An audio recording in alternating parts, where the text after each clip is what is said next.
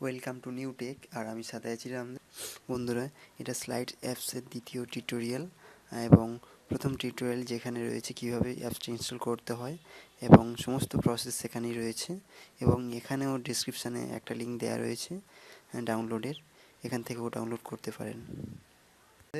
আজকে আমি দেখাবো কিভাবে স্লাইড অ্যাপস থেকে ব্যালেন্স রিডিম করতে হয়। তো প্রথমে আমাদের কি করা প্রয়োজন না, প্রথমে স্লাইড অ্যাপসটি আমাদের খুলতে হবে বা ওপেন করতে হবে এবং এরপর আমাদের রিডিম অপশানটিকে সিলেক্ট করতে হবে।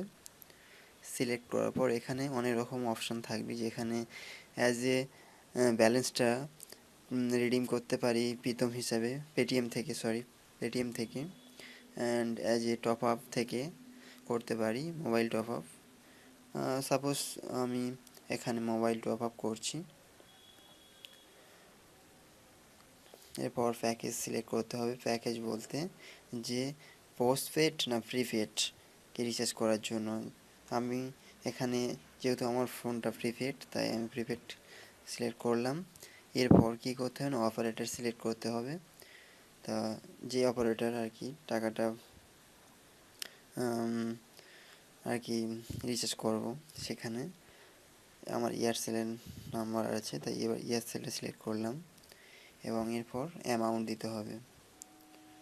অ্যামাউন্ট 50 রুপিস দিয়ে দিচ্ছি। দেওয়ার পর রিডিম নাও বাটনটা ক্লিক করতে হবে।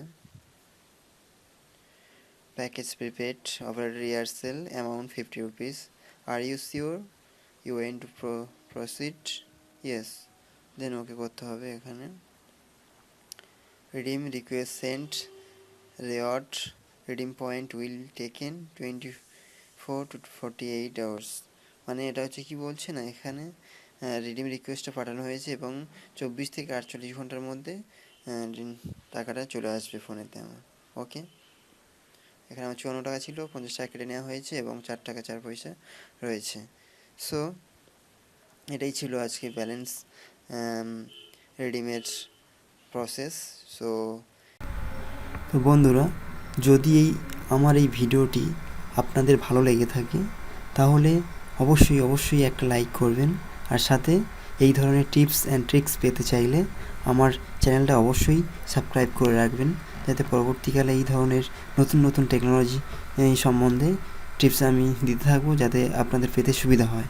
সো বন্ধুরা, আজ এই পর্যন্ত। Tata, bye bye.